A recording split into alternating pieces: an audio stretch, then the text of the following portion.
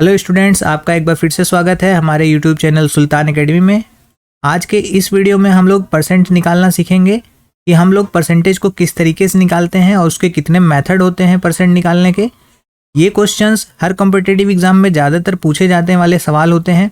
तो आइए इस वीडियो को बिना किसी देरी के स्टार्ट करते हैं। चलिए सबसे पहले जान लेते हैं कि परसेंटेज होता क्या है। तो व्हाट इज़ परसेंटेज? तो परसेंटेज का यूज़ किसी भी नंबर के हिस्से को 100 पार्ट्स में बताने के लिए होता है। अगर किसी नंबर का कोई हिस्सा है और हम उस हिस्से को दिए गए पूरे नंबर के मुकाबले में देखना चाहते हैं तो हम परसेंटेज को इस्तेमाल करते हैं। परसेंटेज का सिंपल फार्मूला होता है और आइए हम फार्मूले को पहले देख लेते हैं।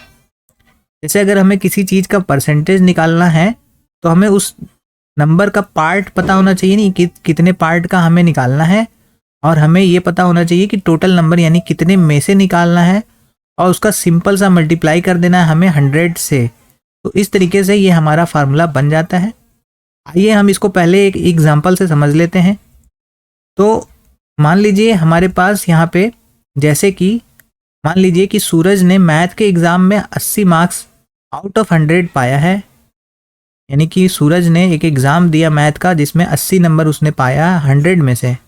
तो बताइए कि सूरज का मैथ का परसेंटेज क्या होगा। तो इसको निकालने के लिए हमें सीधा सीधा सिंपल सा फार्मूला लगा देना है, जिसमें हमें सूरज ने जितना नंबर पाया यानी कि पार्ट्स ऑफ नंबर और कितने में से पाया है टोटल नंबर, और उसका हमें मल्टीप्लाई करना है 100 से। तो इसको आइए फार्मूले में हम लोग रख के देख लेते हैं। सबसे पहले सूरज ने मैथ में पाया 80 मार्क्स, जिसमें से पाया है उसको हमने नीचे रख दिया 100 में से, और उसका मल्टीप्लाई कर देंगे हम 100 से। तो आपको मालूम है जब इस तरीके से डिनोमिनेटर लिखा हो और ऊपर यहाँ पे एक 100 गिवन हो तो हम इसको 00 को इस तरीके से डिनोमिनेटर से कट कर सकते हैं। यानी कि 100 यहाँ से और यहाँ से कट हो गया। तो अब हमारे पास बचा 8 का मल्टीप्लाई 1 टाइम्स। तो 8 1 जा 8 यानी कि 80% हमारे पास यहाँ पे इसका आंसर आ जाता है। और 80 मल्टीप्लाई बाई 1 इक्वल टू 80%। तो सूरज ने मैथ में 80% नंबर गेन किया है। तो अब हम ये सीखेंगे कि परसेंटेज कितने तरह से निकाले जाते हैं और इसका शॉर्ट ट्रिक क्या होता है कि हम परसेंटेज को जल्दी से कैलकुलेट कर सकें। तो आइए एक और एग्जांपल से इसके अलग मेथड को समझते हैं। तो सबसे पहले यहाँ पे जान लेते हैं कि परसेंटेज कैलकुलेट करने का मतलब है कि पूरी चीज़ में से एक हिस्सा निकालना और उसको 100 पार्ट्स में देखना। यानी कि पूरी चीज़ जो आपके पास पूरा नंबर है उसमें से कोई एक हिस्सा निकालना और उसको 100 पार्ट्स में कन्वर्ट करके देखना। इसी चीज़ को हम परसेंटेज कहते हैं और इसी को परसेंट निकालना कहते हैं। आइए हम जानते हैं कि कितने मेथड से हम परसेंटेज को निकाल सकते हैं। तो पहला मेथड है कि अगर हमारे पास कोई फ्रैक्शन गिवन है तो उसके डिनोमिनेटर को हमें 100 में कन्वर्ट करना है और उसके हेल्प से हमें परसेंटेज निकालना है। जैसे कि जब हम किसी फ्रैक्शन का नीचे का नंबर यानी कि डिनोमिनेटर नंबर 100 में बदल देते हैं तब हम कैसे परसेंटेज को निकालते हैं।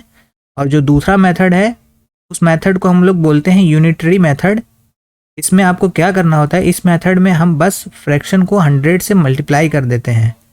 यानी कि जो हमारा फ्रैक्शन होता है उसको हम 100 से मल्टीप्लाई करते हैं ताकि हम परसेंटेज को निकाल सकें। तो इसके भी दोनों के एग्जाम्पल हम आगे देख लेते हैं और इससे हम एक क्वेश्चन भी सॉल्व करने वाले हैं। तो चलिए सबसे पहले अगर हमारे पास कोई फ्रैक्शन गिवन है तो उसके डिनोमिनेटर को 100 में बदल कर हम किस तरीके से परसेंटेज निकालते हैं। तो हमारे पास यहाँ पे एक सवाल है जिसमें सपोज कीजिए कि आपने एक केक का 1/4 हिस्सा यानी कि 1/4 हिस्सा कट किया है। एक केक है जिसमें आपने 1/4 हिस्सा कट कर दिया है। अगर हम फ्रैक्शन का डिनोमिनेटर 100 में बदल दें तो ये कुछ इस तरीके से दिखेगा। तो हमें इसका परसेंटेज निकालना है कि हमने जो हिस्सा कट किया है वो कितना परसेंट है पूरे केक का। तो हमारे पास जो फ्रैक्शन गिवन है उसको हम इस तरीके से फार्मूले में लिख सकते हैं। तो हमने जो कट किया है केक में से वो 1/4 हिस्सा है। अब इसका जो डिनोमिनेटर है वो है 4 और इसको मुझे कन्वर्ट करना है 100 में। तो सबसे पहले इस बात का ध्यान रखना है कि डिनोमिनेटर को 100 में हम तभी कन्वर्ट करेंगे जब हमारा डिनोमिनेटर 100 के टेबल में आएगा। तो अब देखिए यहाँ पे हमारा 4 मल्टीप्लाई बाई 25 अगर हम कर दें तो हमारा इक्वल आंसर आता है 100। तो यानी कि 4 से जो है 100 डिविजिबल है, यानी कि 4 के टेबल में 100 आता है।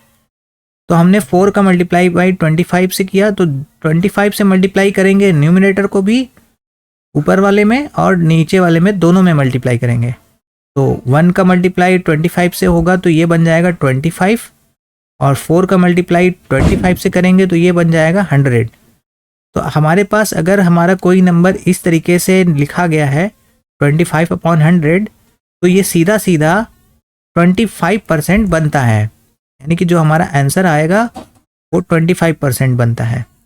यानी कि कोई नंबर अगर हमारा ऊपर गिवन है, जैसे फॉर एग्जांपल 30/100 है, तो इसको हम 30% ही बोलेंगे कि ये हमारा 30% है। डिवाइड बाई 100 होना चाहिए तो ये 30% कहलाएगा। तो इस तरह से आपने केक का 1/4 हिस्से को 25% में कन्वर्ट कर दिया। तो आइए अब हम इसको एक और एग्जांपल से समझते हैं और जो दूसरा मेथड है उस मेथड से निकाल के देखते हैं। अगला एग्जांपल होगा जिसमें हम यूनिटरी मेथड का एग्जांपल लेते हैं। चलिए, एक किसान है जो अपने खेत में क्रॉप्स की यील्ड कैलकुलेट करना चाहता है।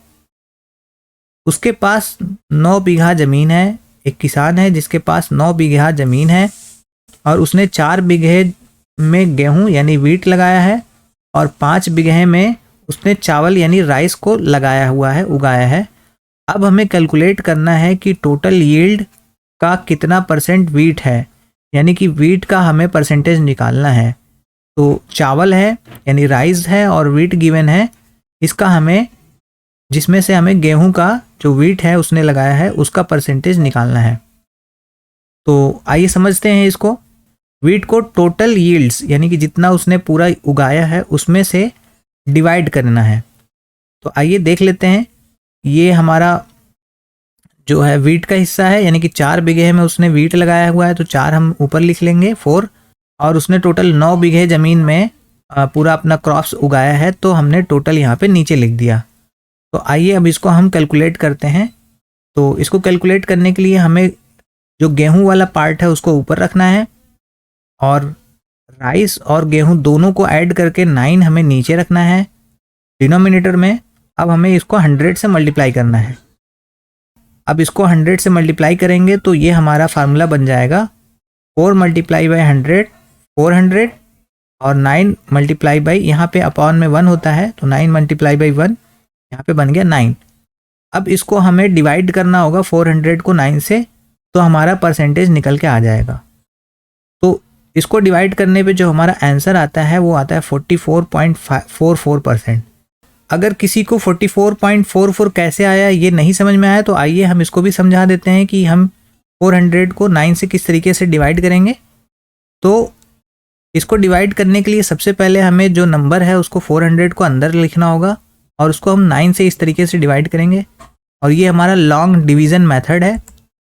तो पहले हम 9 का टेबल 4 टाइम्स पढ़ेंगे। 9 4 जा 36 आएगा।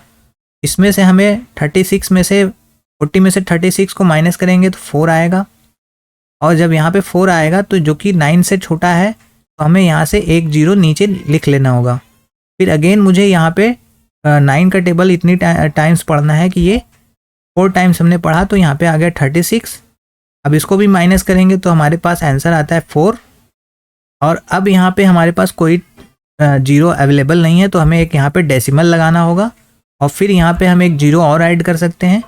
तो फिर से हम 9 का टेबल 4 टाइम्स पढ़ेंगे तो यहाँ पे आ जाएगा 36। इसको हम माइनस करेंगे तो हमारे पास आंसर आएगा 4, और इस तरीके से ये कंटिन्यू चलता जाएगा, और इस तरीके से ये हमारा आंसर बनता है 44.44। तो डिवीज़न मेथड से हम इसको डिवाइड करके 44.44% निकाल सकते हैं। स्टूडेंट्स, ये हमारा परसेंटेज का पार्ट 1 वीडियो है। इसके बाद हम पार्ट 2 पार्ट 3 वीडियो भी लाने वाले हैं, जिसमें और भी क्वेश्चंस के साथ हम इसको प्रैक्टिस करेंगे, जिसमें हम अलग अलग तरह के क्वेश्चंस का आंसर निकालना सीखेंगे, परसेंटेज निकालना सीखेंगे। तो उम्मीद करता हूँ कि आपको मेरा ये वीडियो अच्छा लगा होगा। अगर वीडियो अच्छा लगा है और वीडियो से आपको कुछ सीखने को मिला है तो चैनल को सब्सक्राइब करें और वीडियो को लाइक करें। Thanks for watching.